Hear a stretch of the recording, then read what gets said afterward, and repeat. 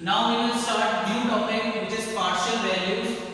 This topic is very similar to median.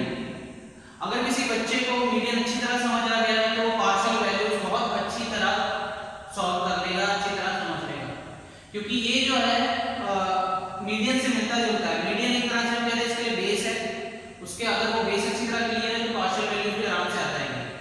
So partial values तीन तरह की होती है, first is quartile, second is decile and third is percentile. तीनों में अलग अलग सीरीज होती है, इंडिविजुअल, डिस्क्रीट और क्लास इंटरवल सीरीज, और हर एक सीरीज को निकालने के लिए हर एक का अपना अपना फॉर्मूला है। तो पहले इंडिविजुअल सीरीज करते हैं तीनों की। क्वार्टाइल का मतलब होता है 4, जैसे हम कहते हैं ना क्वार्टर 4, तो क्वार्टर से बना क्वार्टाइल। इसमें जो हाईएस्ट लोएस्ट वैल्यू सबकी 1 होती है, जैसे Q1 है, यहाँ D1 है, यहाँ P1 है। तो फॉर्मूला क्या होता है, Q1 का n+1/4 THI term, same median के जैसे, उसमें अपॉन 2 था, इसमें बाय 4 है, अपॉन 4 है, n+1/4 THI टर्म अगर Q1 निकालना है तो।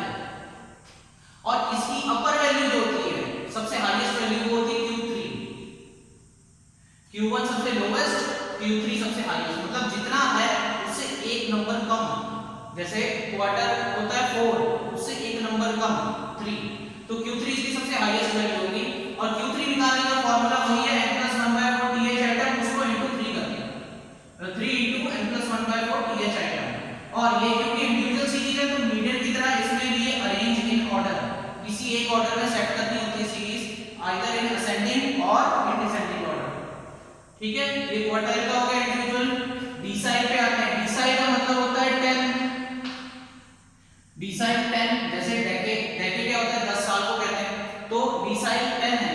अब इसकी मिनिमम वैल्यू होती है D1 और मैक्सिमम होती है D9, मतलब लोएस्ट होगी D1, हाईएस्ट होगी D9।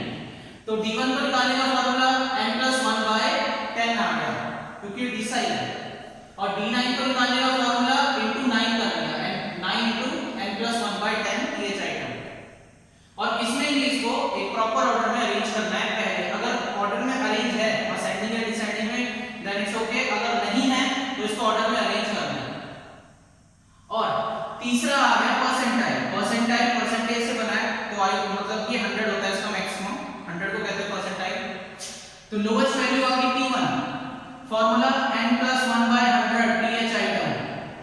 और हाईएस्ट वैल्यू आ गई, जैसे मैंने बताया था, एक कम 100 है तो 100 से एक कम 99, P99, तो 99 into n+1/100 THI टर्म। और इसको भी एक प्रॉपर ऑर्डर में अरेंज करना होता है।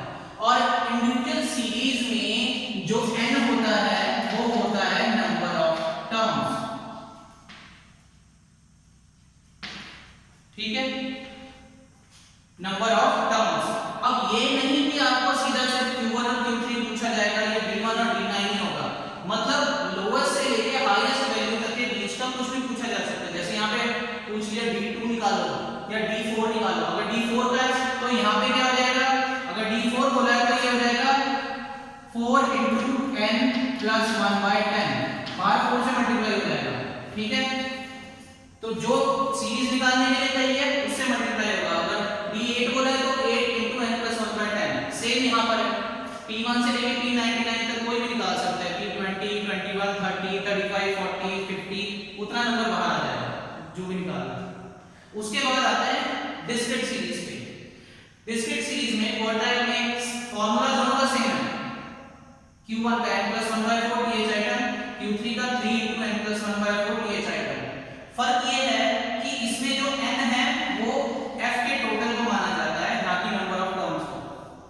और इसमें हमें कम्युटेटिव फ्रीक्वेंसी फाइंड आउट करनी पड़ती है, जैसे मीडियन में करनी पड़ती थी डिस्क्रीट सीरीज में। सेम डिसाइल में n+1/10 D1 का और D9 का 9 into n+1/10, और इसमें भी CF निकालना है और n जो है समीशन f है। सेम परसेंटाइल में n+1/100, P99 में 99 into n+1/100, और सेम CF निकालना है और n जो है यहाँ पे समीशन f को कहते हैं। और वो आंसर निकलने के बाद जैसे हम मीडियन में करते थे, कम्युटेटिव फ्रीक्वेंसी में देखते थे कि वो वैल्यू किस कम्युटेटिव फ्रीक्वेंसी के अंदर आती है और उसके सामने वाला जो x होता है वो आंसर होता है, सेम वही यहाँ पर है। ठीक है, जैसे मीडियन में 2 फॉर्मूले लगते थे क्लास इंटरवल में, इसमें भी हर एक में 2 लगेंगे फॉर्मूले। अगर Q1 फाइंड आउट करना है तो अब इसमें n/4, जैसे मीडियन में था n/2 हो गया था, इसमें भी n/4 हो जाएगा, +1 हट जाएगा, n/4 pH आइटम। और इसके बाद दूसरा फॉर्मूला Q1 का L1 + n/4 - CF/F * I। Community frequency में देखा जाएगा कि वैल्यू कहां पर आ रही है, उसके हिसाब से हम L1 CF F I ये सब ढूंढेंगे जैसे मीडियन में ढूंढते थे। ऐसे अगर Q3 है तो 3n/4 pH आइटम, फिर उसको कम्युनिटी फ्रीक्वेंसी में देखेंगे और वैल्यू सारी फाइंड आउट करके फिर दूसरा फार्मूला लगेगा Q3 = L1 + 3n/4 - CF/F * I। Median की तरह इसमें भी CF निकालेंगे और n इसमें भी समीशन F होगा। ऐसे डी साइड में होगा D1 n/10 और उसके बाद दूसरा formula L1 + n/10 - CF/F * I। Same अगर हाईएस्ट वैल्यू निकालनी है D9 9 * n/10 और फिर दूसरा formula L1 + n9n/10 - CF/F * I। और इसमें भी CF फाइंड आउट करेंगे और n जो है समीशन F को माना जाएगा। थर्ड परसेंटाइल में भी lowest value P1 n/100 pH item, फिर हम CF में वैल्यू देखेंगे, उसमें फिर हम सारे कंटेंट फाइंड आउट करेंगे इसके। फिर दूसरा फार्मूला लगेगा L1 + n/100 - CF/F * I। Same P99 में 99 n/100 pH आइटम और वैल्यू फिर देखेंगे CF में कहां आती है, फिर दूसरा फार्मूला लगेगा L1 + 99 n/100 - CF/F * I।